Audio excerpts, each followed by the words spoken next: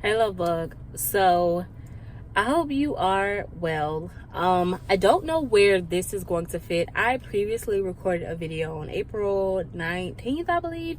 And it is currently May 13th. In that video, I just talked about what was going on. We had lost a member of our church while just dealing with a lot of stuff. And since then, we've lost members of our community. And there's just been so much going on. There's been sickness hitting. There's been death hitting. And it has just been a lot. Having a lot of responsibilities with work, still trying to juggle ministry, still trying to show up for family, while still navigating grief and sickness and life, just lifing and happening. If you believe in the power of prayer, and I believe that if you're on my channel, you more than likely do, because I have made my stance very clear that I'm a believer and I believe in Jesus Christ, right?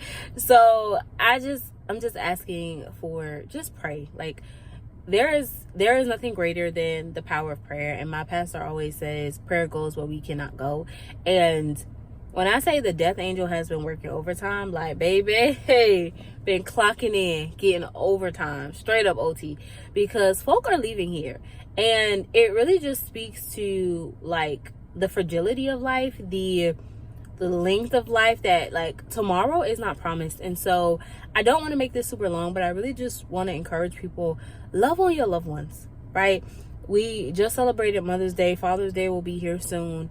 And wherever you stand, whether you are dealing with grief, you are going through the bereavement process, you're just dealing with the weight of life, family dysfunction, friends walking away, whatever the case may be, love on the people that you are connected to, because we really do not know when our number is going to be called. And I just really want us to keep that in the forefront of our minds, that if we are dealing with unforgiveness, that has been something that God has really been dealing with me on. Like, really work through any unforgiveness. Really work through anything that you are harboring, any anger, any resentment, any sadness, any hurt that you are harboring against people, because you never know when your number is going to be called or when their number is going to be called. And you want to be intentional to always clear your heart, clear your mind, right? Clear yourself of the weight and the burden that comes with unforgiveness, and how it really just wreaks havoc on every area of your life. There is so much connected to forgiveness, and oftentimes we don't realize what's being held up or what's being withheld from us because of our unforgiveness, or how our unforgiveness is affecting other areas of our lives and our relationships and our ability to have healthy and maintain healthy relationships and dynamics, right? And so really just being intentional that we don't know when our time is. We don't know what tomorrow holds.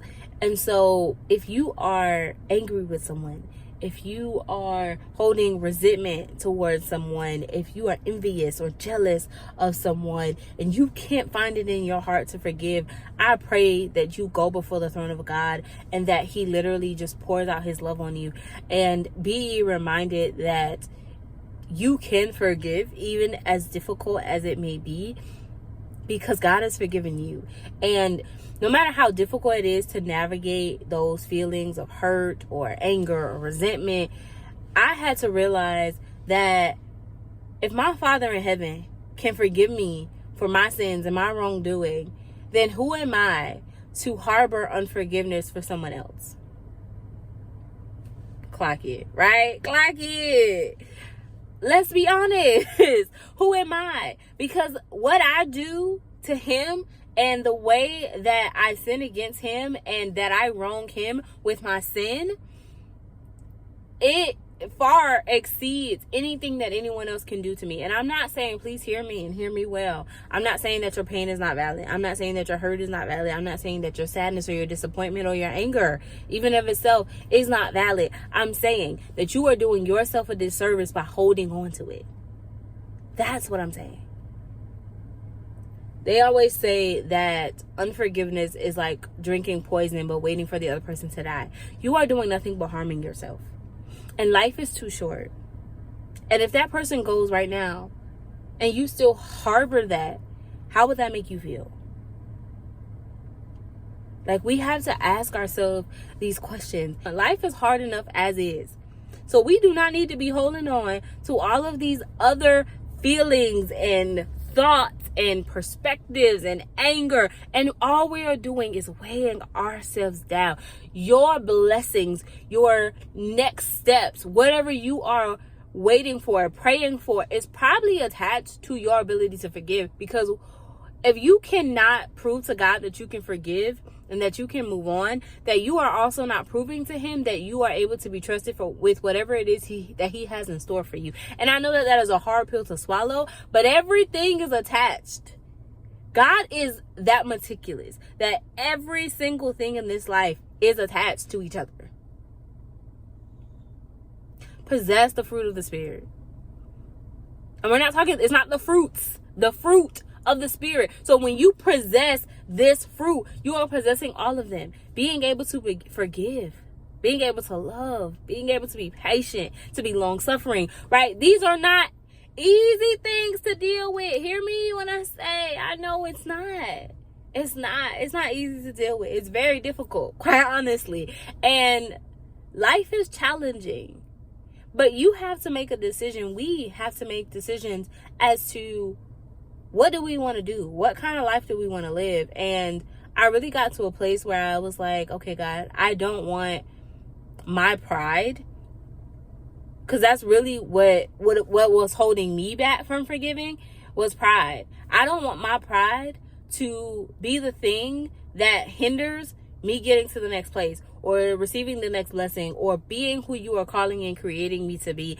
I don't want that to stand in the way of our relationship. Because this right here, me and God, we locked in, baby. We locked in and ain't no switching up. And I don't want to let my unforgiveness, my pride, my anger, my resentment, no matter how valid it may be, I don't want that to hinder what God has for me. I don't want that to hinder where he's trying to take me and what he's trying to do in my life, right? And so you just have to keep that in mind.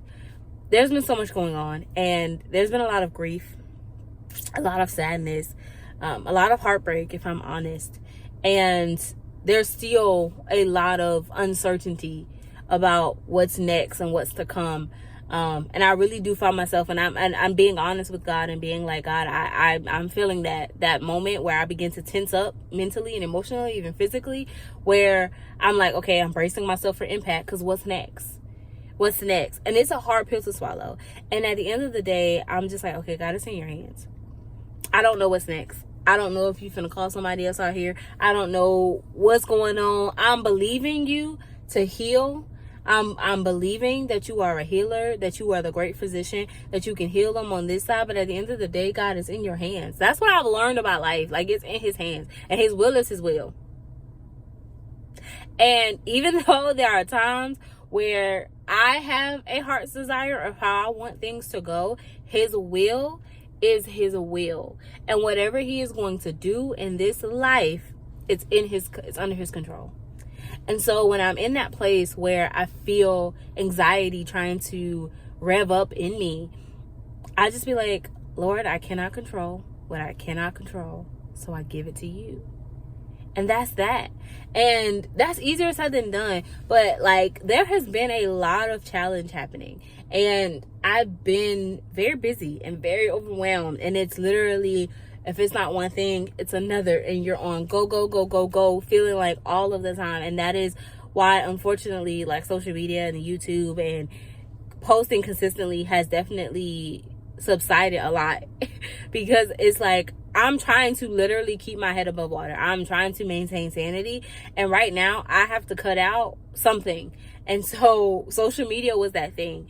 And even though there were times I tried to record, or I did record something, I don't have the mental capacity to edit it or to try to get it uploaded or whatever. And so I do apologize, if you do watch me faithfully and you have been missing me. I am sorry. A lot has been going on, and quite honestly, I don't even really feel like we're out of it, but I do feel that I'm in a better place to try to get something out there and to try to get back on the consistency train, because I really do love YouTube, and I really do love you all and the way that you all show up and support. And it's been rough. It's been rough, just to say the least, and trying to navigate grief while still navigating ministry and being present for your church and your family and your community and work, and like at the end of the day, like transition has happened in work as well, right? And so I have different responsibilities that I didn't have before, and like I now have a team depending on me, like I didn't have that before. And so there's so much going on, and maybe at a later day I can really walk through everything, I don't know, but the best thing I can really say is do right in this life. Love God, live right, love people, do right, live righteously, and let your goal in all things be to make God smile, to make him proud, and to live a life that is going to be pleasing unto him. It doesn't matter about anybody else, what they have to say, what they're going to do, how they handle it, how they feel about it. A deacon at my church always says, I'm here to be a God pleaser, not a people pleaser. And I'm like, I'm with you when you right, D. Clock it, baby. Clock that. Because I'm with you when you right. And so no matter where you are and whatever is going on in your life, I pray God's will. I pray God's peace. I pray the spirit of comfort comes over you, God. I pray for the garment of praise for the spirit of heaviness. I pray that the Holy Spirit comes as a comforter and helps walk you through whatever may be going on, whether it's grief through death or just grief and just things not going your way. I pray God's best over you. That is all for today's video. I hope to be back here next week. But until then, know that I love you. God loves you. So remember to always, and I mean always, love you too. Smooches.